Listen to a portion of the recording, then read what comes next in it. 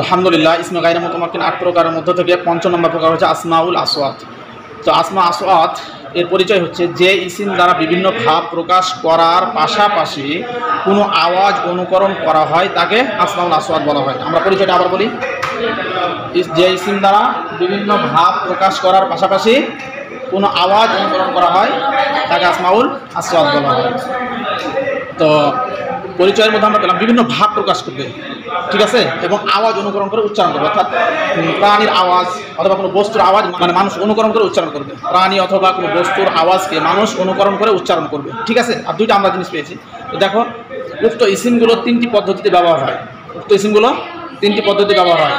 1 নম্বর, শারীরিক কষ্ট প্রকাশ করে, মানে কিছু শব্দ আছে, কিছু ইসিম আছে আসমা আসওয়াতের মধ্যে থেকে যেগুলো কী করে, শারীরিক কষ্ট প্রকাশ করে। 1 নম্বর দেখো, উহ উহ, কাশির সময় মানুষ মানে যে কাশি থাকে তাদের আওয়াজ বের হয়, উহ উহ, কাশির আওয়াজ, ঠিক আছে।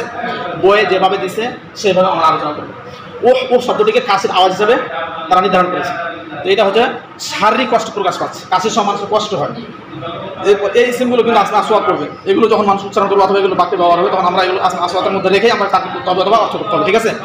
2 নম্বর, মানসিক ভাব প্রকাশক, মানে মানসিক ভাব প্রকাশ করে। যেমন দেখো, উফ, মানে আল্লাহ কোরআনে বলছে উফি ওয়ালা তানহারহুমা উল্লাহুমা কওলান কারীমা, তোমরা বাবা মার সাথে এমন আচরণ করিও না যার কারণে বাবা মা কি বলে, উফ শব্দ করে। উফ মানে কি, মানসিক ভাব প্রকাশ করে, অর্থাৎ মানসিক ভাব, মনের ভিতরে কষ্ট পেলে কি করে, উফ শব্দ দ্বারা প্রকাশ করে বাবা মা, ঠিক আছে।